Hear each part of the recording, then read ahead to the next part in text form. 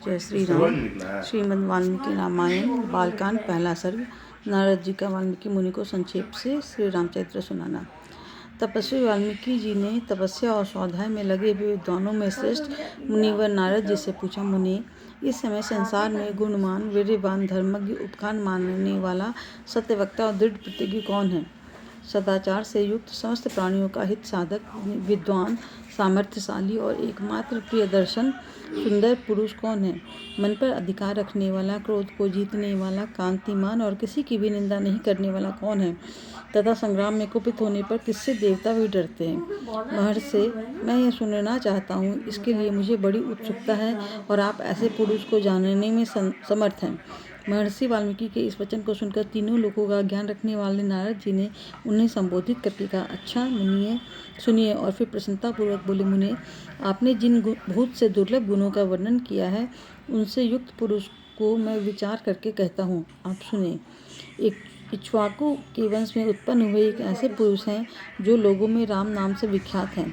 वे ही मन को वश में रखने वाले, महाबलवान, कांतिमान, धैर्यवान और जितेंद्रिय हैं। वे बुद्धिमान, नीतिज्ञ, वक्ता, शोभायमान तथा शत्रु संहारक हैं। उनके कंधे मोटे और भुजाएं बड़ी बड़ी हैं। ग्रीवा शंख के समान और ठोड़ी मांसल है। उनकी छाती चौड़ी तथा धनुष बड़ा है। गले के नीचे की हड्डी मांस से छिपी हुई है। वे शत्रुओं का दमन करने वाले हैं। भुजाएं घुटने तक लंबी हैं। मस्तक सुंदर है, ललाट भव्य और चाल मनोहर है। उनका शरीर अधिक ऊंचा या नाटा न होकर मध्यम और सुडौल है। देह का रंग चिकना है। वे बड़े प्रतापी हैं। उनका वक्षस्थल भरा हुआ है। आंखें बड़ी बड़ी हैं।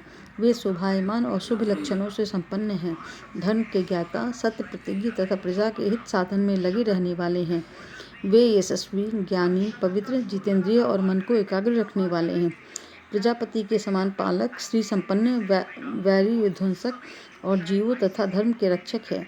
स्वधर्म और स्वजनों के पालक, वेद वेदांगों के तत्ववेत्ता तथा धनुर्वेद में प्रवीण हैं। वे अखिल शास्त्रों के तत्वज्ञ, स्मरण शक्ति से युक्त और प्रतिभा संपन्न हैं। अच्छे विचार और उदार हृदय वाले वे श्री रामचंद्र जी बातचीत करने में चतुर तथा समस्त लोगों के प्रिय हैं। जैसे नदियाँ समुद्र में मिलती हैं, उसी प्रकार सदा राम से साधु पुरुष मिलते रहते हैं। वे आर्य एवं सब में समान भाव रखने वाले हैं। उनका दर्शन सदा ही प्रिय मालूम होता है। संपूर्ण गुणों से युक्त वे रामचंद्र जी अपनी माता कौशल्या के आनंद को बढ़ाने वाले हैं। गंभीरता में समुद्र और धैर्य में हिमालय के समान हैं। वे विष्णु भगवान के समान बलवान हैं। उनका दर्शन चंद्रमा के समान मनोहर प्रतीत होता है। वे क्रोध में कालाग्नि के समान और क्षमा में पृथ्वी के सदृश हैं।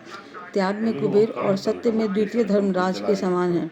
इस प्रकार उत्तम गुणों से युक्त और सत्य पराक्रम वाले सद्गुणशाली अपने प्रियतम ज्येष्ठ पुत्र को, जो प्रजा के हित में संलग्न रहने वाले थे, प्रजा वर्ग का हित करने की इच्छा से राजा दशरथ ने प्रेमवश युवराज पद पर अभिषिक्त करना चाहा।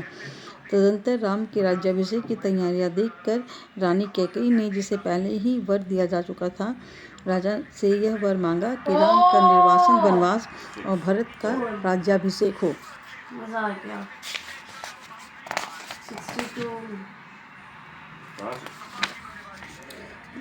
राजा दशरथ ने सत्य वचन के कारण धर्म बंधन में बंधकर प्यारे पुत्र राम को वनवास दे दिया।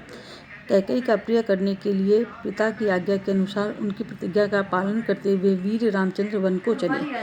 तब सुमित्रा की आनंद को बढ़ाने वाले विनयशील लक्ष्मण जी ने भी, जो अपने बड़े भाई राम को बहुत ही प्रिय थे, अपने सुबंधुत्व का परिचय देते हुए स्नेहवश वन को जाने वाले बंधुवर राम का अनुसरण किया। और जनक के कुल में उत्पन्न सीता भी, जो अवतीर्ण हुई, देव माया की भांति सुंदरी, समस्त शुभ लक्षणों से विभूषित, स्त्रियों में उत्तम, राम के प्राणों के समान प्रियतमा पत्नी तथा सदा ही पति का हित चाहने वाली थी, रामचंद्र के पीछे चल पड़ी।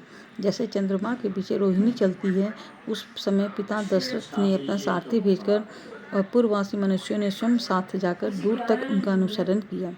फिर श्रृंगवेरपुर में गंगा तट पर अपने प्रिय निषाद राजगुह के पास पहुंचकर धर्मात्मा श्री रामचंद्र जी ने सारथी को अयोध्या के लिए विदा कर दिया। निषाद राजगुह, लक्ष्मण और सीता के साथ राम, ये चारों एक वन से दूसरे वन में गए। मार्ग में बहुत जलों वाली अनेकों नदियों को पार करके भरद्वाज के आश्रम पर पहुँचे और गुह को वहीं छोड़ भरद्वाज मुनि की आज्ञा से चित्रकूट पर्वत पर गए।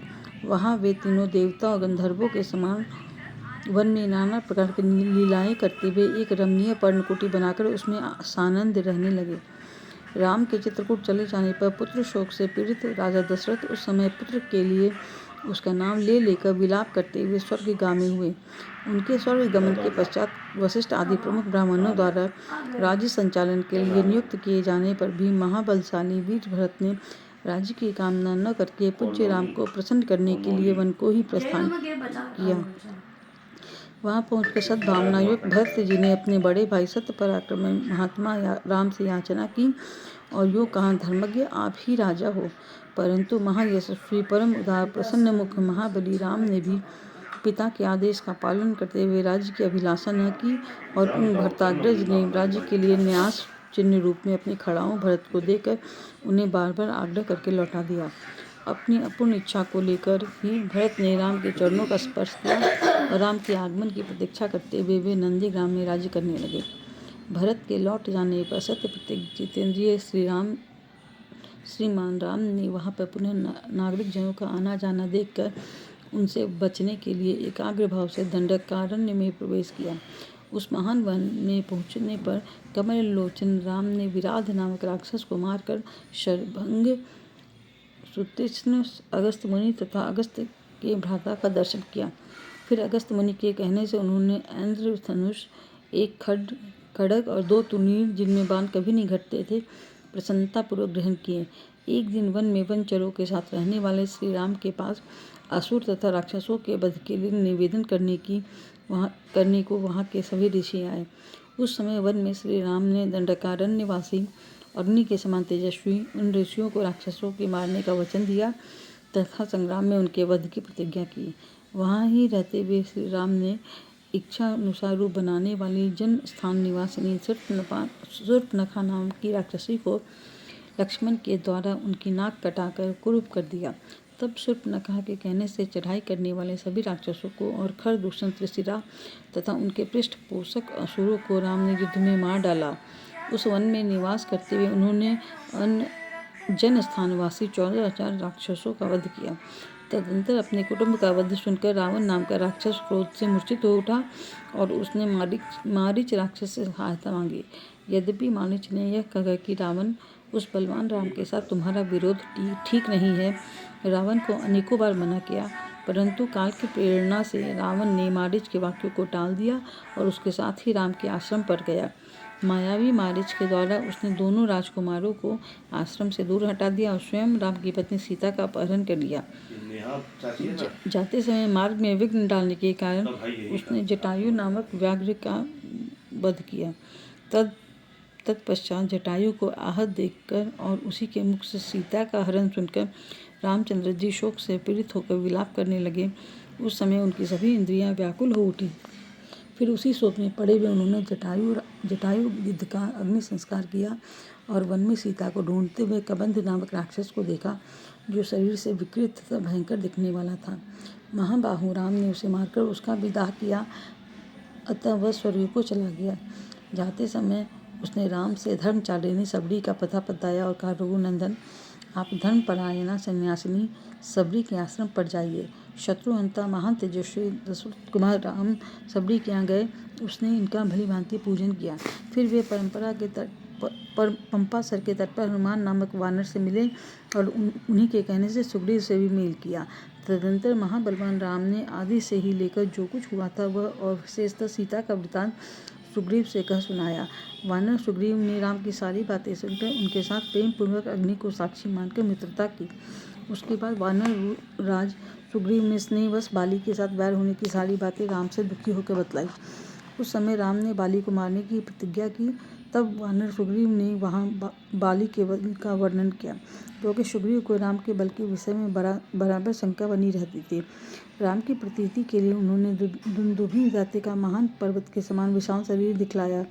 महाबली महाबाहु श्री राम ने तनिक मुस्कुराकर उस अस्थि समूह को देखा और पैर के अंगूठे से उसे 10 योजन दूर फेंक दिया।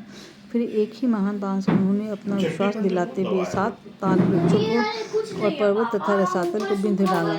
तदंतर राम के इस कार्य से महाकपि सुग्रीव मन ही मन प्रसन्न हुए और उन्हें राम पर विश्वास हो उठा। फिर वे उनके साथ किष्किंधा गुहा में गए। वहाँ पर सुवर्ण के समान पिंगल वर्ण वाले वीर वर सुग्रीव ने गर्जना की। उस महानाद को सुनकर वानर राज बाली अपनी पत्नी तारा को आश्वासन देकर तत्काल घर से बाहर निकला और सुग्रीव से भिड़ गया। वहाँ राम ने बाली को एक ही बाण से मार गिराया। सुग्रीव के कथनानुसार उस संग्राम में बाली को मारकर उसके राज्य पर राम ने सुग्रीव को ही बिठा दिया। तब उन वानर राज ने भी सभी वानरों को बुलाकर जानकी का पता लगाने के लिए उन्हें चारों दिशाओं में भेजा। तत्पश्चात संपाति नामक गिद्ध के कहने से बलवान हनुमान जी 100 योजन विस्तार वाले छार समुद्र को कूद कर लांघ गए। वहाँ रावण पालित लंकापुरी में पहुंचकर उन्होंने अशोक वाटिका में सीता को चिंतामग्न देखा। तब उन विदेह नंदिनी को अपनी पहचान देकर राम का संदेश सुनाया और उन्हें सांत्वना देकर उन्होंने वाटिका का द्वार तोड़ डाला। फिर 5 सेनापतियों और 7 मंत्री कुमारों की हत्या कर वीर अक्षय कुमार का भी कचूमर निकाला। इसके बाद वे जानबूझकर पकड़े गए। ब्रह्मा जी के वरदान से अपने को ब्रह्म पास से छूटा हुआ जानकर भी वीर हनुमान जी ने अपने को बांधने वाले उन राक्षसों का अपराध स्वेच्छानुसार सह लिया।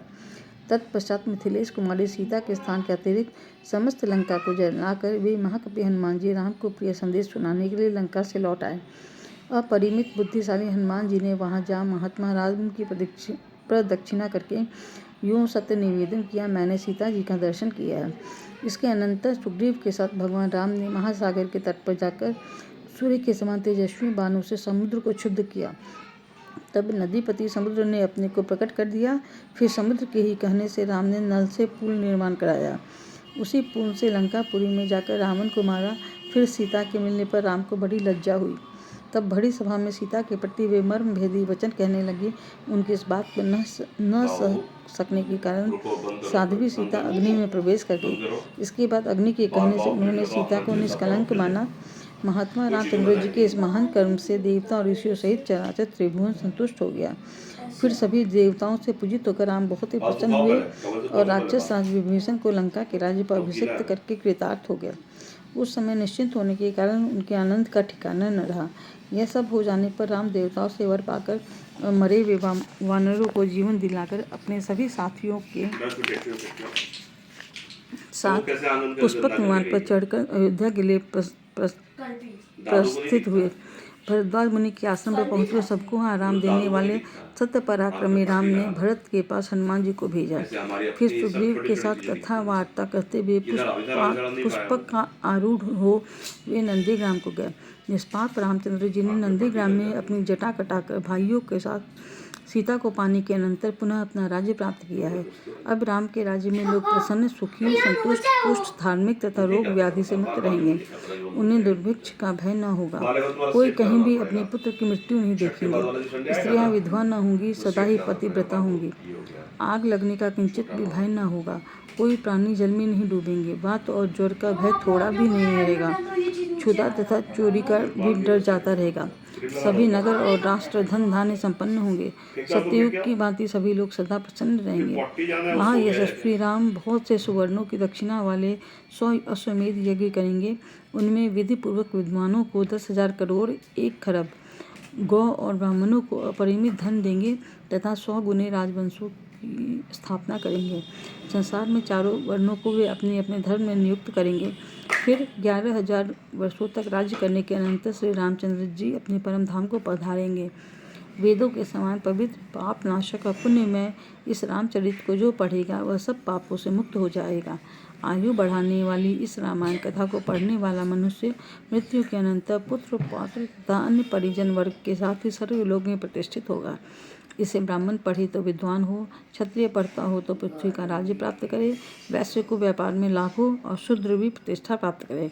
इस प्रकार श्री वाल्मीकि निर्मित आर्य रामायण आदि काव्य के बाल कांड में पहला सर्ग पूरा हुआ। जय श्री राम।